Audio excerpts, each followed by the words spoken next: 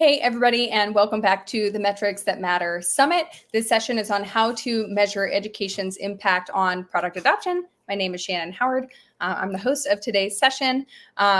Just some quick housekeeping before I introduce you to this afternoon's speaker and we get into the content. The first thing is that this webinar is being recorded. You'll find the recording here where you are now. So that's really nice. So if you need to come back later, or if you want to come back and reference it, you can do that. We've attached the slides for this presentation and an extra guide for you underneath the video. So there's a little attachment section. You can reference that. We're going to do questions and answers at the end of this presentation. So if you have questions as we're going, feel free to put them in the Q&A box below this video. Also, if your video is blurry, there's a little icon thing in the bottom. So you just have to click it and then update it just automatically does things based on your internet speed. So it was making a choice for you, but you have choice. You can update what level of quality you want. Okay, so without further ado, I want to introduce you to Lisa Rothrauff, who's the Senior Director of Customer and Partner Education at Amplitude. So Lisa, maybe tell us a little bit about yourself and and then talk to us about measuring education's impact on product adoption. Yeah, thanks so much, Shannon. I'm really happy to be here. So as Shannon mentioned, I lead an amazing team at Amplitude, amazing customer and partner education team over there. And I'm really grateful for the opportunity to be there, especially now, because I've learned a lot about analytics and measurement since I've come. I'm not new to education. I've been doing it for years, but I'd never been kind of really given the opportunity to learn about metrics to the degree that I have, partly because it's our product, but largely because of the team that I work with. And I'll have a chance to kind of give them all a shout out later on their work. That's awesome. And you all just had the Amplitude Made Easy launch as well, right? Yes. Yeah. Thank you for asking. Yeah. Earlier this week. It's sort of a good reminder that analytics and measurement, I think, can be kind of intimidating to people who are just starting, but don't necessarily need to be. So that's one of the goals of my talk today, is just to talk about how I've tried to break down the process and make it manageable to yield some insight. Awesome. Okay, perfect. Thanks. So what I want to talk about today is our process for trying to understand our impact on product adoption. So many of you may not be gold on product adoption. You might have other top-line metrics that you are responsible for. We are focused on value and helping customers realize value in the platform. So we naturally pay a lot of attention to product adoption. So the first thing I'm going to share with you today is just how we went about kind of as a team that was new to Amplitude, and certainly as a new leader to Amplitude, understand how to think about metrics and how to pair myself with the right metrics used elsewhere in the organization. We'll then talk about how we broke down our measurement activity. So this is kind of the brass tacks of what we've done, starting with the top line measurement that we started with, and then also identifying the systems and data that we've needed, suggesting that you may need those too to get the insights you need. And then finally, I want to share 2 to 3, depending on kind of how much time we have, I would say projects we've done to either test or analyze the data that we do have our disposal to really understand how can we kind of paint a really compelling story around education's role in driving adoption. So let me, we'll start at the top. And this is much of what you'll hear today. I've had the chance to attend a couple of the other sessions. And much of what you'll hear from me, I think, really resonates with some of what came in the first and second session. So if you attended those or you listen to them later, you'll hear a lot of similar themes and recommendations. So what metrics should we care about? That was, one of the first questions I needed to think about when I joined Amplitude a few years ago. And you need to explain it, as others have said. You need to explain your impact in a way that your leadership will not just understand, but you need to really identify what matters to them. So, and the way I like to think of it is just taking a backward approach, which is a very kind of common framework for, learning experience designers, educators. It's like, what is that top line goal and how can you work backwards from there? In my case, we report into the GTM, the go-to-market organization. And as I said, our principal driver is not revenue per se, even though we do have revenue generating activities, but it's really about how do we drive value within our install base and encourage revenue growth and account renewal. So, so what we wanted to do was think about, okay, how do we drive that? We're not really materially, we're not going to make an enormous impact on ARR itself, right? And we are not a marketing machine, so we can't necessarily bring in a huge number of new customers, although there's a lot of potential there. It's another talk, I think. But what we can do is look at product adoption. And product adoption to my organization is absolutely critical, because what the product organization has seen is that those customers with the propensity to use the product more and use it more often are much more likely to renew. Sure, many other organizations find the same thing. So what they tend to look at are weekly and monthly active users. And the word active there is super important, because you can have all sorts of people coming into the system, but if they just come in once, try it out, leave, that's not going to help you with your overall retention number. That's not really going to help them realize value from your product. So you want those users to be active. Another thing they look at is, who are the users who are active, right? Are they, can you glean some insight about them based on their segment or their geo, or better yet, their tenure? Like what juncture are they at in their customer life cycle? And then also, are they coming back into the system? What is the frequency? Are they using it 2 times a week, 4 times a week, 4 times a month? Depending on your product organization, what they will care about will change. But we just really tried to understand, what is it that product has aligned to show healthy usage and healthy adoption. And then we took a similar approach when developing our program engagement metrics. So we looked at WAUs in our system, and of those active users who were actively in our product within our larger program, like who is in our program, who's coming into our academy, who's coming into training. Can we see differences and develop cohorts by segment or by geo, for example? And also, what are our top courses, right? What are the kind of the magnets that are pulling people in and potentially keeping people in the system?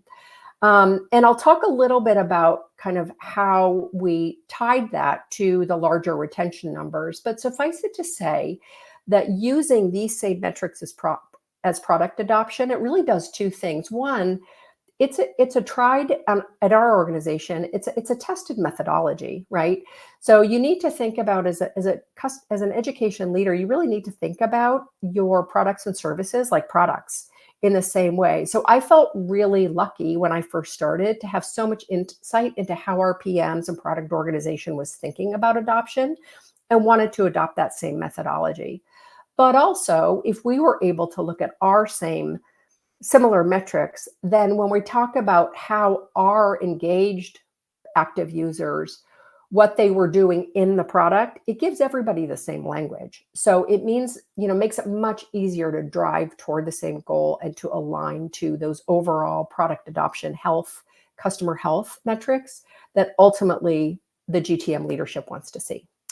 So that is really what we focused on. And one other thing I like to point out is, we have landed on developing kind of a story around product adoption and really looking at that first. And one of the reasons that I think education is so particularly well suited to do that, there's so many other factors, right, that will drive product adoption.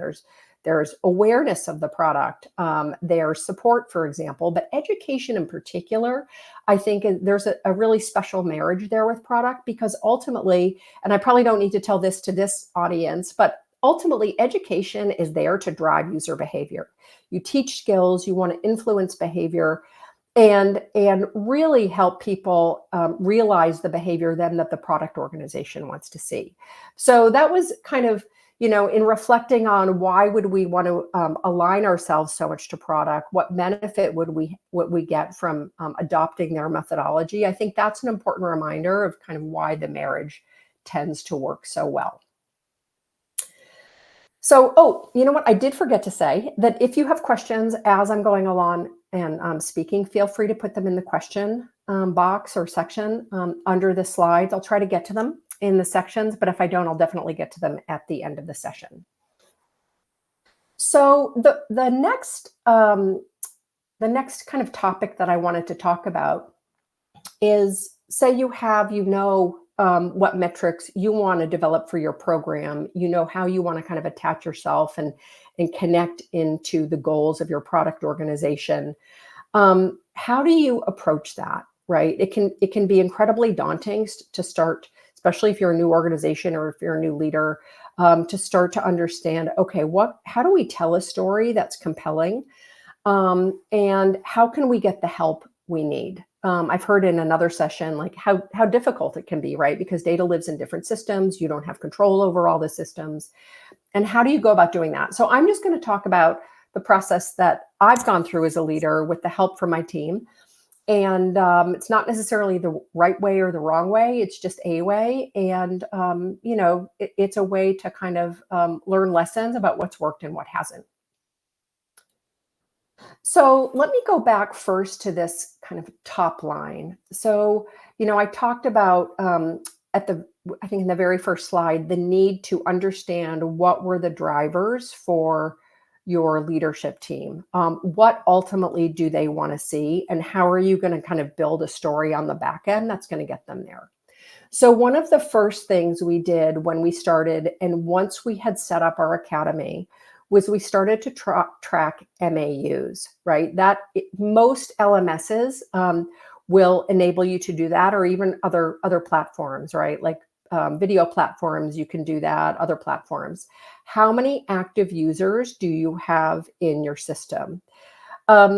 With that, you can usually then turn around and ask your colleagues, say in your systems organization, can we connect to our CMS to understand of those MAUs, like among those trained customers, how many of them are part of an account that is either healthy or renewed. In my case, I wanted renewal data. So what we have found is that over time, even over sort of 2.5 years that we've had the system up, there is a very positive correlation, both in terms of ARR and logo retention between a trained customer and that renewal number. So this will not surprise any of you who've done it before, right? And we've heard the reason, I think, multiple times. Generally, people who are trained, whether they're self-educated in an academy or whether they seek out a session with a trainer or even get private training, right? They are investing in their own growth or in their own understanding of your product. So it stands to reason that they're spending the time doing that, and then they're also going to spend some time, using your product, learning how to use it well, being patient with themselves as they and their teams on board. Also important to note that, this is just a correlation. There are many, many factors that, of course, affect renewal rates and retention rates.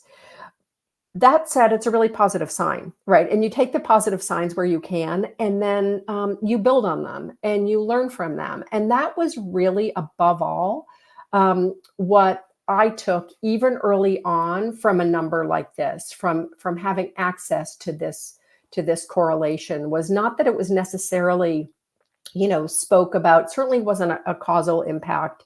It was certainly a number that will fluctuate, but given that we were seeing a positive trend, right? What could it tell us? How could it prompt us to do an investigation to really understand what is beneath that positive? What is beneath that positive trend? Um, and so for me, it's both a positive story and it also provides kind of a baseline to come back to. So once you start to measure a correlation like that, again, it could be about renewal, it could be about customer health. You do it one quarter, you can keep coming back to that and ask yourself, how can I drive that number up? Because ultimately, that's what my leadership team will need and want to see. So the questions um, those retention metrics showed me were, one, what is it behind that metric, right? Can we drill down and better understand the correlation between education and product usage as a path to account renewal? Because I haven't really even talked about sort of what we're seeing about product usage. And my thinking there, right, is that if we could show that we're positively impacting product usage, and we know product usage is also like it's a huge leading indicator in renewal, then that is a more substantive, more specific kind of correlation than the previous one that I just showed you. So it was in my best interest as an education leader to really understand, what was working in terms of product usage and how could that focus enable us to kind of run the right kind of tests. The other question it raised for me was just how do we get more people in education? Like if we're seeing this positive correlation, how do we get more people in the meantime, even as we're kind of running tests and trying to understand what is it about the education that actually is positive? I do have a question right here, so I'm just going to quickly answer that because it's a great one, and I think I forgot to mention. Somebody asked, how have you defined that an accountant is trained or untrained? Great question, and I think it's critical for understanding. I'm just going to go back here. This request that you make of your systems team, right? Because you want to tell them, this is our cohort of trained users, but they will ask you, what does that mean, trained? And what that means for us is that they have to enrolled in and completed a course. And that course can look like many different things. So I don't use key course completions.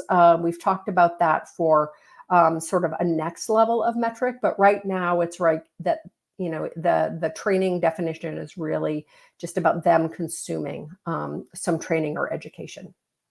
Thank you for asking. So anyway, so the questions that kind of come from that and kind of any encouragement really have helped guide some of the work, some of the measurement that my team at Amplitude and I have carried out over the past year and a half. And I want to talk a little bit about that work, but I'm going to kind of parenthetically, I do want to talk about the building blocks to that work. And I kind of debated whether to include this because I don't want to necessarily interrupt the flow. However, I know that very often, this is the way I felt. I know I've heard it from other sessions on the call. People ask, like, how do you get the data? Data is often really siloed. It's hard to get at. Do you have control over the data that you're using? So I just wanted to talk a little bit about how we did this and how at Amplitude we were uniquely positioned to do this because we work at a data analytics company. So the first set of data that most, I guess I would say, education teams have is an LMS. I think most, not all, use LMSs, and there's a lot of great data in there. Even if you do nothing else, there's a lot of great data that you can use to start to tell at least your program story, even if in the very early days you can't tie it to product adoption. So, the questions that can answer are like, how many users do you have? How many are new or returning? What are your most or least popular courses? And what are your engagement rates and completion rates? And to Kelly's question earlier, like, how are you going to define a trained or an educated user? Does completion matter to you? Does what level of engagement matters? The other thing, though, I really wanted to build on this, right? So when I got to Amplitude, the whole education endeavor was new. And there are two things that we did to build on that. One was to take advantage of the CMS integration that our LMS offered. So for that, I kind of had to, ask very nicely of our systems team. There's a Salesforce integration that we can use. We want to do that. And the reason that is so important is because it ties your education or academy, at least that data set, over to your customer and account information. So it can tell you, it can tell you, it can guide the analysis of your retention rates, like which accounts are in education and what else are they doing within their Amplitude account or, your company's account. What is the account age? What is their geo? And it can just give you more insight. So then you can go back to your academy and say, oh, we're only reaching enterprise users, or we're only reaching English speaking users. And, you can start to kind of dig in a little bit more. But the really pivotal piece for us has been that my team, and here I want to shout out somebody on my team named Nathan Livney, who is absolutely amazing. And he took it upon himself to instrument our academy. And what that means is, for those who are familiar with data or data analytics tools, you'll know, but some of you may not. I really didn't know what it was before I started at Amplitude. You're really kind of, you're connecting to a data analytics tool, and then you're determining which activities, like, is it course enrollment? Is it course completion? Is it, is it just visiting your site? Which activities do you want to see and pair with your product usage? And you can get very granular. You can see, of all the people in your getting started course, how quickly after they take that course, for example, do they then go on to use a specific part of your product? And I'll talk a little bit about one analysis that we did. So it can give you very specific, very granular data. And if you're really lucky, which we were, and again, shout out to Nathan, you can marry that data with the data coming in into your product from your customer, from your CMS. So you can understand which types of accounts who are engaged with your program are also using the product. So you can you have this nice kind of trio of data sets that you can leverage. And for me, it's just taken, once he got that done and worked with our systems team to get all that done, it really just kind of took training and figuring out what kind of questions can I ask, do I need to ask of this amazingly rich data, and how do we act on that? And so that is, we're incredibly fortunate to have that. The last piece I just want to say, and this is something we haven't had until recently, and it's a good lesson, and that, like, you just take one thing at a time, right? Is that you can also just then add in additional channels and or connections to other platforms. So for example, we just recently integrated with our CS platform. And we're also kind of experimenting with other channels like YouTube, Help Center platforms, video platforms, for example, to understand, what type of content or is helping to drive product adoption, or, where are people coming from, and are certain types of kind of distribution channels more reliable for getting people into the academy and consuming our courses.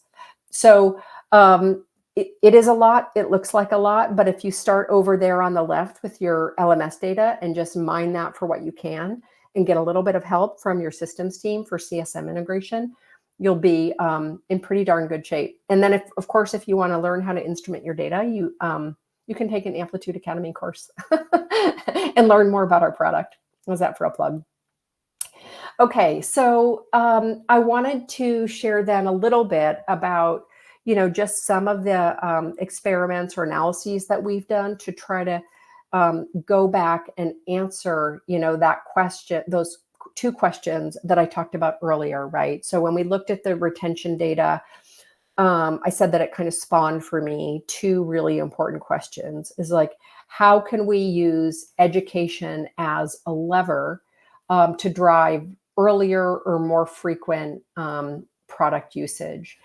And so And so what we did there is, and I'll talk a little bit about it, we really looked at the instrumented LMS.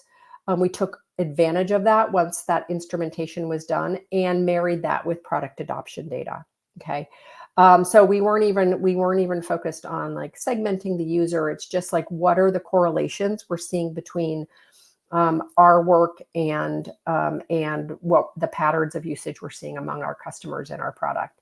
The second question was, again, like, just how can we engage more customer accounts in our education program period, because of the positive directionality we were seeing in the retention data. And that requires, or for us has, I wouldn't say it's required it, but for that to answer some of those questions or to start to, we've taken advantage of more complex integrations. And I'll also talk about that. So this is, I'm going to talk about 3, provided that I have time.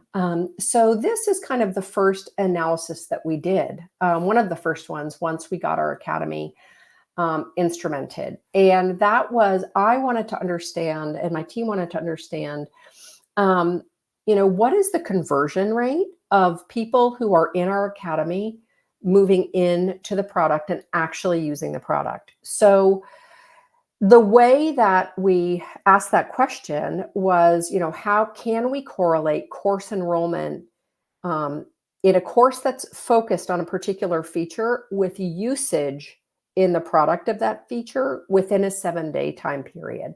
And the reason we chose 7 days was because we really, one of the goals across the customer-facing functions at Amplitude, of course, is to not just help customers use the product, but to realize value really early. So we were trying to understand how quickly can we get people to move into the product, feel empowered to build in our product. And so what we were able to do with the instrumented LMS is to see, okay, when somebody has registered and with or enrolled in, a course over 7 days on, and we focused here on funnel analysis because it's one of the more commonly used features, but sometimes it can be the most challenging for people. What we saw there was that within 7 days, they had an almost 73% conversion rate.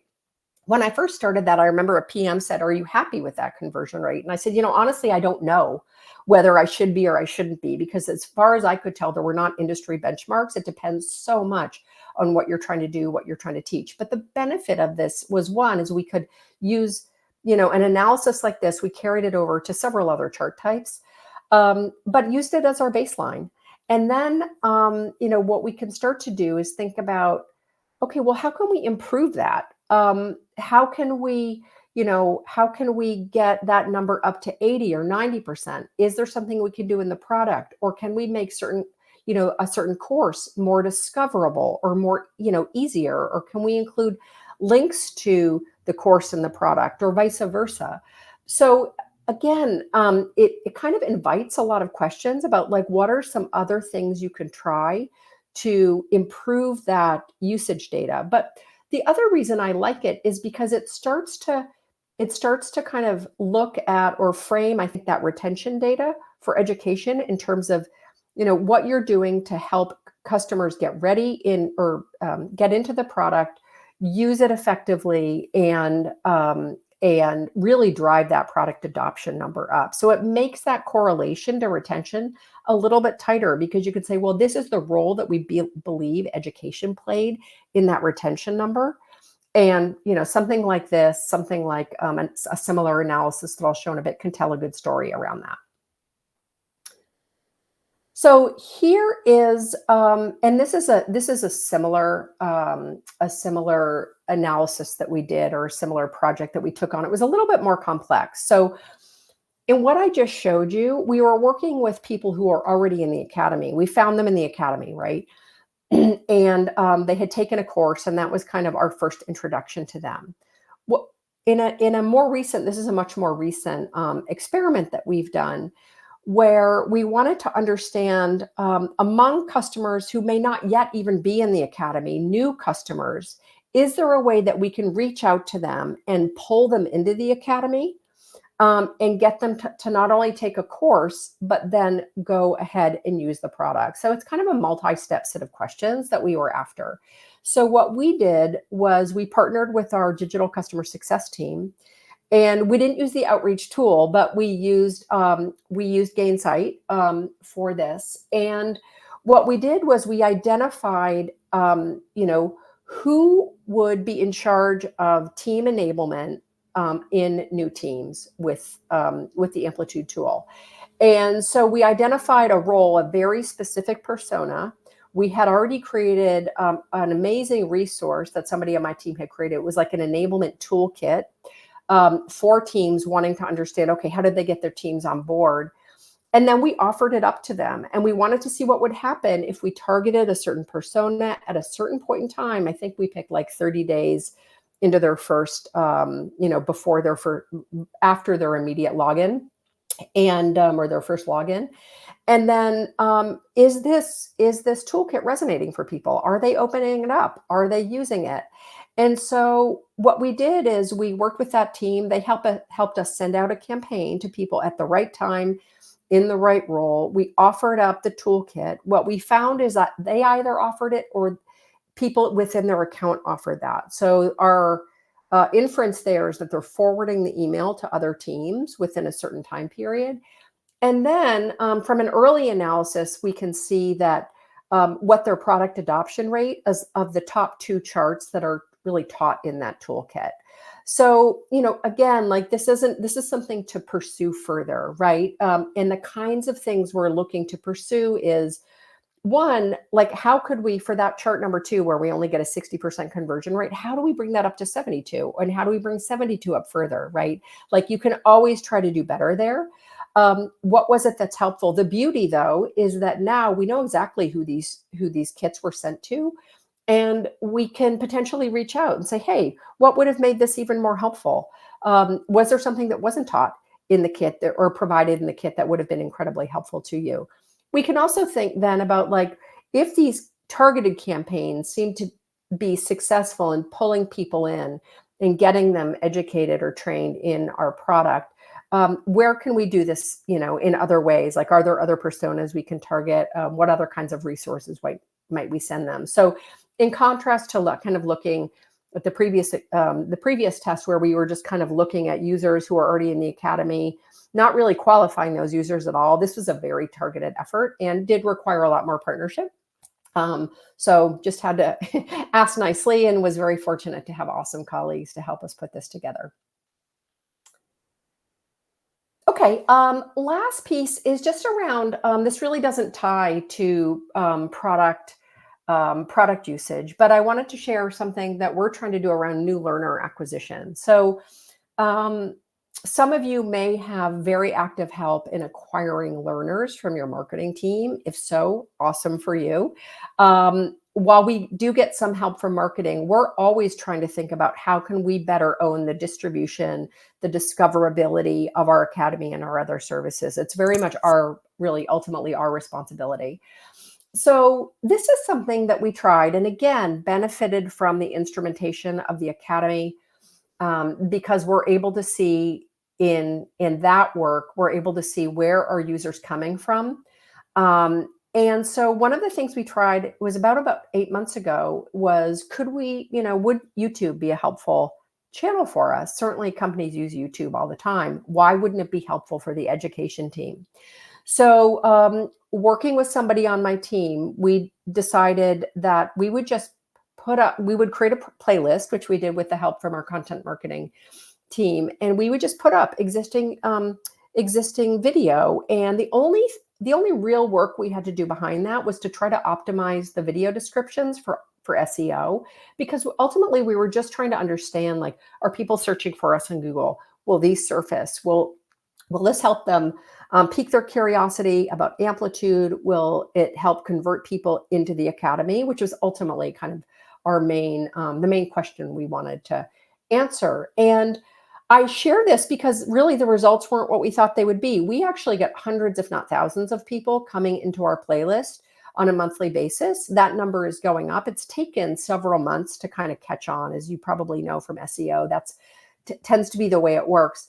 But really, the conversion to the academy has not been as strong as I would have thought. So here you can see, just like in a week in September, we only had 96 people, I think, coming in, and that's just, from the perspective of like YouTube users, you really, people are used to like thousands, tens of thousands, hundreds of thousands. So I would have thought the number would have been a lot higher. That said, the number does seem to be trending up.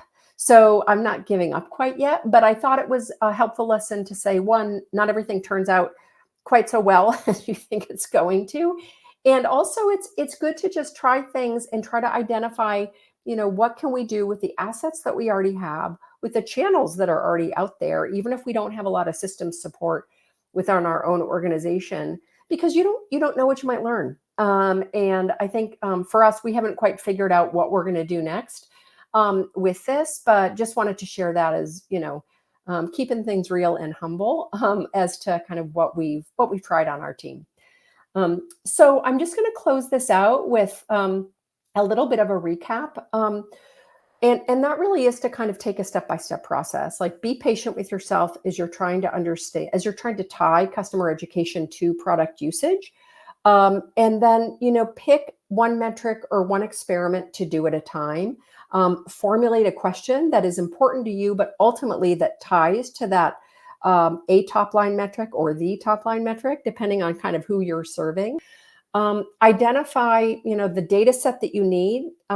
Ask for help. I think what you'll find, one tip is that if you're asking other teams for help, if you can start to show like even just that correlation, the retention correlation data I showed early on, that will kind of help them understand why it is that you want to dig further, right? And they will probably also have a vested interest in that number. So a little bit of data, you can show like a little bit of experimentation that you've done, showing people the positive signals. It can really help enlist people and get them on board. And then you test and you analyze and you iterate. And, I think like the work of measurement is never done, but it's really interesting. And you can always learn what to do or what not to do. And it's just a great way to get comfortable with data. So I will close it out there and happy to take any questions. All right, this is when I come back on and I remind people that underneath this video, you can share your feedback. You can also ask questions. So thank you for those who have been asking questions during Lisa's session. But if you have questions about any of this, right? Like, expert here on like analyzing the data. I love, Lisa, what you said about being able to show, and Debbie was talking about, doing some spreadsheet analysis. It's not fun. We don't want to be in there, but sometimes you do that so that you can get the buy-in and the support to either grow your program or get that additional data analysis support. So if you have a question, please drop it in the chat. Not chat, Q&A that's under the screen. I have to remember the words. Yeah. One thing I would say, But Shannon, Lisa, one thing I would say is just that I am not an expert in this. So, and I think that's really important for people to understand. Like, this is not my background at all. And I've just had to learn it bit by bit, and absolutely with the help of my team, who's like braver, better at jumping into these things, kind of convincing me of the importance of it. So, if I can do it, anybody can do it. So I just want to use those as words of encouragement. No, I appreciate that. I should stop using the word expert, because I think we all think that other people have, something we don't, and we all just have different experiences. And that's something that I've noticed today over the course of all these sessions. It's just people sharing from their experiences, what they've learned. And I can appreciate, like, that you mentioned when you came in to Amplitude, didn't know what instrumentation was, new to some of this, and then you're learning along the way, right? And we all do that. And then we get to turn around and share what we've learned with people who are getting started for the first time. Okay, I'm not seeing questions come in, which is okay. I'm just going to assume that Lisa's presentation was so in-depth, and you do have access to the slides underneath the video here.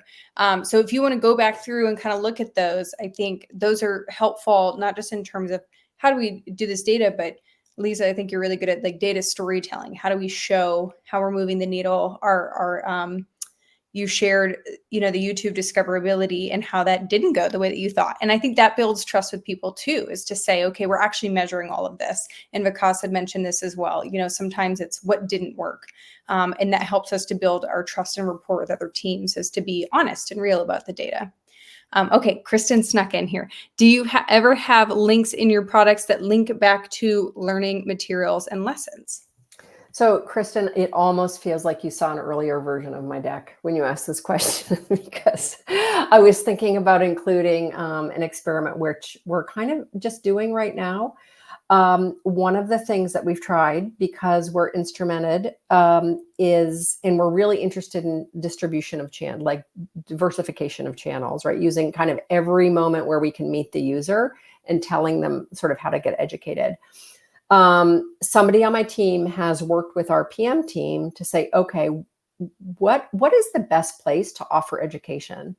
And can we meet them in the product? You have to do that really gingerly, because you don't want to force an education experience on somebody when they're just coming in and they know what they want to do in the product. They don't want to be interrupted, right? So one of the things we did was we worked on what we call our empty state. When somebody comes in and kind of sees an empty screen and they're supposed to build something, it can be overwhelming to people, right? So one of the things we did is we introduced optionality, which is to give them the option to click on a video and to learn about the chart kind of framework that they were in and what they might build. Initially, I think we did an experiment, and we thought the conversion rate was much better. Like, there was much greater likelihood of people saving their work once they had viewed one of our videos. But what we've seen when we've expanded it is that maybe the needle isn't quite so strong. So we're just in the early days, and what we're going to do is put it in the empty state for a whole range of chart types, and even maybe some of our other tools, to see, like, is that the right time? Is it the right place to offer them? Like, maybe it would be better in an overlay product. But the results have been really mixed. So again, like, very encouraging at the beginning, but then the results seem to have leveled off a little bit, and we don't know where that's going to look. But I do think for that, the partnership with the PM team has been really critical. They have to want to introduce that into their piece of the product. And I think if you can stress the optionality for users, that you're giving ultimately the user agency of whether they engage with that education, I feel like that's a really important aspect of it. Thanks for asking that. Yeah. And you mentioned a lot about experimenting and iterating. And I think that's really helpful too. So you mentioned overlays, right? So we've I've been talking to a lot of people about like digital adoption tools and how those can be a way to experiment with this overlay that's kind of attaching two parts of your product before you build something into your product, because your product team wants to know, is this actually going to work? Like, is the juice worth the squeeze if we build this into the product? And you can experiment with this overlay before you actually do the development work there. So that's Yeah, absolutely. And actually, with a tool like Amplitude, candidly, you can also conduct experiments, right? With and somebody on my team named Ryan Soroki, also amazing, I have a great team, has also started to kind of build out experiments of our academy. He owns a lot of the user interface and the customer experience. It's like, well, what happens if we change the order of the tiles? Or what happens if we put this kind of content in front of people when they first get to the academy? So again, we've just barely scratched the surface, lots of potential, but experimentation, I think it's just the mindset of experimentation that you need to be open to. That's awesome. I think that's so helpful in that we forget that not everything will be successful, and we shouldn't be afraid of that, but it's more, that's part of the process. We're experimenting. And that's also why we like ship and iterate. We don't want to sit on something for so long. We want to incrementally improve. Awesome. Cool. Well, thank you, Lisa, for your time. Thank you, everybody who joined us today. Sean. Okay, hold on. And I know Sean is calling in from the UK, so it's pretty late for him. Have you found that the connected measurement piece has gotten easier the more familiar you got with it, or did you encounter new challenges that you didn't expect as you started connecting things? Let me think about this. So if I'm understanding the question around connected measurement, it's like measuring engagement with what we own versus engagement with the product. I think overall, well, it's both. It's gotten easier because we know how to measure kind of at a baseline level. I think actually where it gets harder is it takes a lot of time. And so on my team, for example, I've given somebody, I've kind of tried to allocate some of their time to that data work because that's what they love to do. Because it's very easy to go down a rabbit hole, right? And like, okay, if we ask this question, then we could go this far, or we could go this far. So I think it's gotten a little bit harder to kind of keep within scope and all of our other responsibilities. And yet it's actually really critically important because it should be providing us with more direction of what do we do next on our team. Um, so, I guess that's how I answer that question. But I do think that as we start to show, for example, as we start to show the conversion, one of the things that has gotten easier is getting buy-in to test new things. So I just mentioned that in-app experiment we did. The reason my LXD on the team was able to kind of intrigue the PM to do that was because he was able to show the PM our Instrumented Academy and what we'd seen early on about conversion into a feature. So it can help you kind of get credibility and then ultimately get more help as you kind of measure a little bit more and a little bit more. Great question.